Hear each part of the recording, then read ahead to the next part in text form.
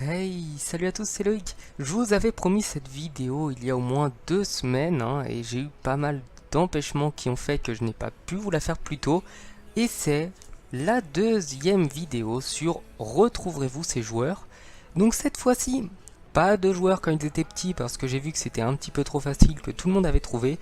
Cette fois-ci, non, j'ai décidé de prendre une photo, de mettre un énorme rond noir dessus avec un point d'interrogation et de vous laisser une petite vingtaine de secondes histoire de retrouver qui c'est. Donc le principe n'est pas très compliqué, on va commencer tout de suite avec le premier.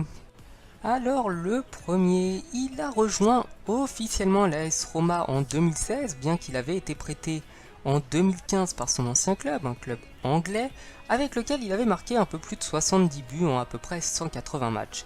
Il venait de Wolfsburg. Bon, je pense que là, pour les connaisseurs, j'ai laissé quand même beaucoup d'indices. Pour ceux qui le connaissent un petit peu moins, voilà, j'enlève le point d'interrogation, il s'agissait d'Edin Dzeko.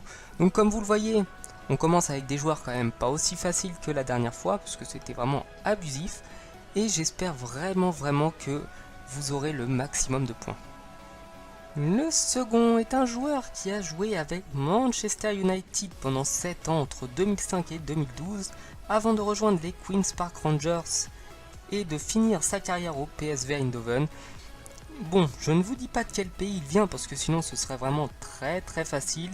Tout ce que je peux vous dire, c'est qu'il a 36 ans, qu'il a joué pas mal de temps en tant que professionnel. Bon, voilà, ça fait assez de temps. Il s'agissait de Park Ji-sung. Donc, vous vous doutez bien que si je vous avais dit qu'il était sud-coréen, il n'y en avait pas 36 000. Donc vraiment là, faut les experts du football pour retrouver de qui il s'agit. Allez, place au troisième et celui-ci sera vraiment beaucoup plus facile pour vous. Donc lui aussi est un joueur qui a mis fin à sa carrière en 2014. Cette fois-ci, lui, il a commencé un petit peu plus tôt, il a commencé en 97 avec l'América Mineiro. Il a bien entendu terminé sa carrière avec eux, mais entre-temps, il est passé respectivement par Arsenal, le Panathinaikos et Grêmio. Il fait partie de ces joueurs qui ont gagné la Coupe du Monde en 2002 avec le Brésil. Il a également remporté la Copa América en 2007. Bon, vous vous en doutez, il s'agissait de Gilberto Silva. Donc Gilberto Silva, c'est un joueur vraiment connu pour son tempérament. Il était très calme, très posé, un joueur très respectueux, très professionnel. Donc on peut passer tout de suite au suivant. J'espère vraiment que pour celui-ci, vous aurez tous retrouvé. Le quatrième joueur est un joueur qui a passé l'essentiel de sa carrière en Ligue 1, passé respectivement par le FC Nantes, puis il est allé à l'OGC Nice, ça fait 3 ans à Lorient avant d'aller à l'AS Nancy-Lorraine et de finir en France à Monaco. Bon, il a fait un petit passage en Grèce pour la fin de sa carrière, un international tahitien qui avait l'habitude de célébrer ses buts en imitant le geste des pagayeurs. Bon, c'était quand même pas très compliqué, il s'agissait de Vairua. Donc Vairua, pourquoi je l'ai mis? Parce que c'est un joueur, moi justement, sa célébration m'avait marqué, c'était un joueur très correct, qui jouait plutôt pas mal au football, et donc je voulais quand même un petit peu lui rendre hommage vu qu'il fait partie de ces joueurs oubliés. Le cinquième joueur, probablement le plus facile de tout ce classement, c'est un joueur dont j'avais déjà parlé lors d'une précédente vidéo qui a fait un peu plus de 20 000 vues sur les meilleurs joueurs africains. Il a joué à Chelsea. Bon là, ça devrait quand même pas être trop dur, en plus il a commencé en France. Honnêtement, si vous ne trouvez pas de qui il s'agit, c'est vraiment que vous ne connaissez pas le football, je pense. Enfin, peut-être encore moins que moi, qui suis pourtant pas un expert. Bref, toujours est-il qu'il y a quand même deux grands joueurs africains qui sont passés par Chelsea, qui jouaient tous les deux en attaque, et c'était Didier Drogba. Donc la confusion aurait pu se créer avec quand même Samuel Eto'o, qui lui aussi a commencé en France, qui devait d'ailleurs aller à Paris, bref, qu'il n'a pas fait, je vais pas faire une vidéo sur sa vie. Donc Didier Drogba, voilà le joueur, je pense, le plus aimé des supporters marseillais. Le sixième joueur, c'est un joueur qui a fait partie des années magiques de l'Olympique lyonnais, probablement un des plus grands joueurs de sa nationalité passé par notre championnat, et pourtant je peux vous dire qu'il y en a eu un énorme paquet. Bon, je suis quand même sympathique, je vais vous donner un indice immense, c'est pour moi le plus grand tireur de coups francs de toute l'histoire du football, même devant Beckham, même devant Platini, même devant qui vous voulez.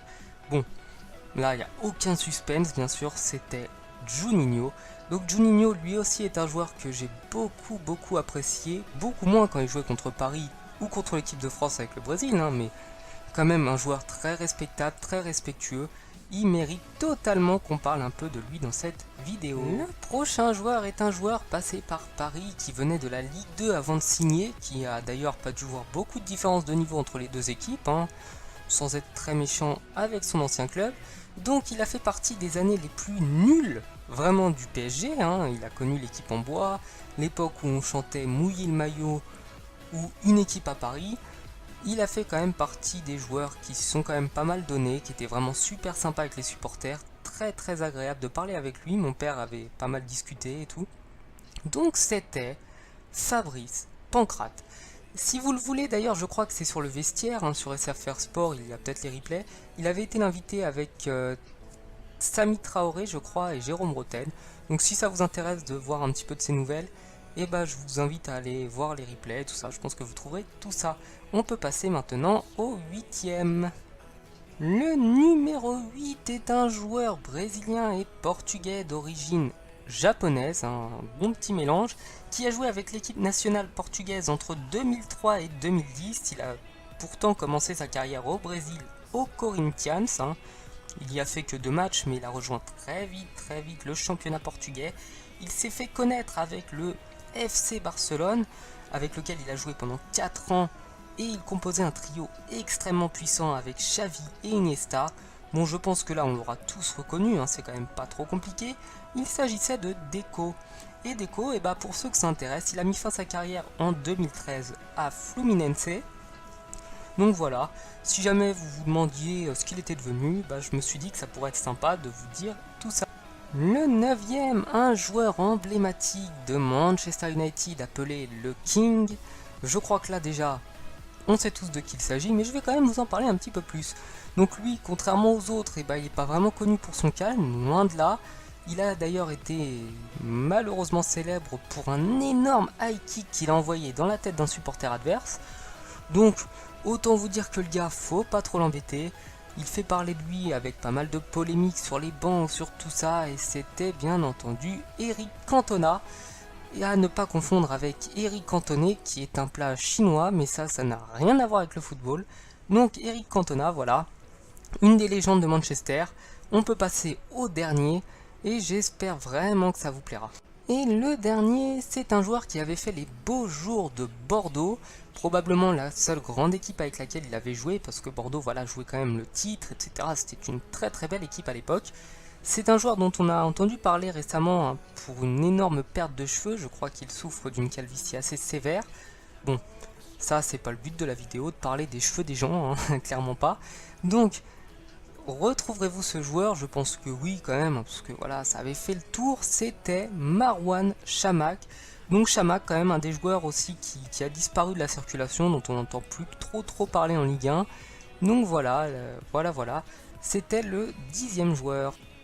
Et bien voilà, c'est la fin de ma vidéo. Je remercie par ailleurs Draclos, donc c'est son nom sur YouTube, c'est lui qui m'a aidé à faire les photos, à faire les montages, qui a fait quelques-unes, pas toutes, hein, des miniatures de ma chaîne, donc vraiment je le remercie.